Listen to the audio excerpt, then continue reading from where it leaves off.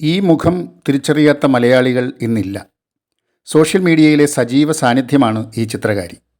ഗുരുവായൂർ അമ്പലനടയിൽ കണ്ണൻ്റെ ചിത്രം വരച്ച് താരമായി മതത്തിൻ്റെ പേരിലും വിശ്വാസത്തിൻ്റെ പേരിലുമൊക്കെ നിരവധി പേർ ഇവരെ ഏറ്റെടുത്ത് ചർച്ച ചെയ്യുകയാണ്. കേരളത്തിൻ്റെ സ്വന്തം ചിത്രകാരൻ രാജാ രവിവർമ്മയെ, അദ്ദേഹത്തിൻ്റെ ജീവൻ തുടിക്കുന്ന വർണ്ണ ചിത്രങ്ങളെ അറിയാത്തവർ പോലും ഗുരുവായൂരിലെ ഈ ചിത്രകാരിയെ അറിയുന്നു. അനേകം VIP-കൾ ഇവരുടെ ചിത്രം വാങ്ങുന്നു. ചിലർ ഇവരെ വിമർശിക്കുന്നു. ഇവരുടെ വാക്കുകളിലെ നേരും നിറയും പരിശോധിക്കുന്നു. ഇവിടെ ഈ ചർച്ചകളൊക്കെ അരങ്ങ് തകർക്കുമ്പോൾ ഗുരുവായൂർ അമ്പലവുമായി ബന്ധപ്പെട്ട് വർഷങ്ങളായി ചിത്രങ്ങളെ ഉപാസിക്കുന്ന ഒരു കൂട്ടം കലാകാരന്മാരെ നമ്മൾ മറന്നുപോയിരിക്കുകയാണ്. ഈ ചർച്ചകൾക്കൊപ്പം, ഈ വിദ്വേഷ യുദ്ധങ്ങൾക്കൊപ്പം ഇവരെ കൂടി നമ്മൾ അറിയണം.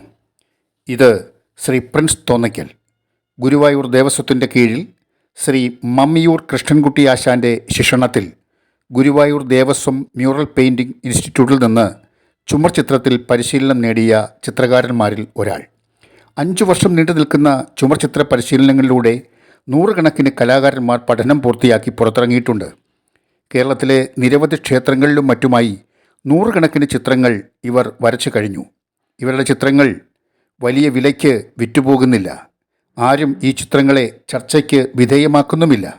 കാരണം ഇവർക്ക് വേഷം കെട്ടലിൻ്റെയോ വിവാദങ്ങളുടെയോ സോഷ്യൽ മീഡിയയുടെയോ പിൻബലമില്ല.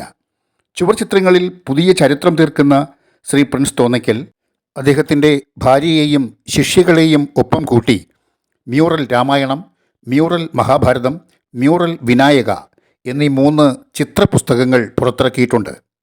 വർഷങ്ങളായി ചിത്രരചനയെ പ്രാണനോട് ചേർത്ത് പിടിക്കുന്ന ഇദ്ദേഹത്തെപ്പോലെയുള്ള നിരവധി ചിത്രകാരന്മാരും അവരുടെ ശിഷ്യരും പല വിഭാഗത്തിലെ ചിത്രങ്ങളെ സ്നേഹിക്കുകയും പുതിയ പരീക്ഷണം നടത്തുകയും ചെയ്യുന്ന ചിത്രകലാകാരന്മാരും ഒക്കെയുണ്ട് നമ്മുടെ നാട്ടിൽ.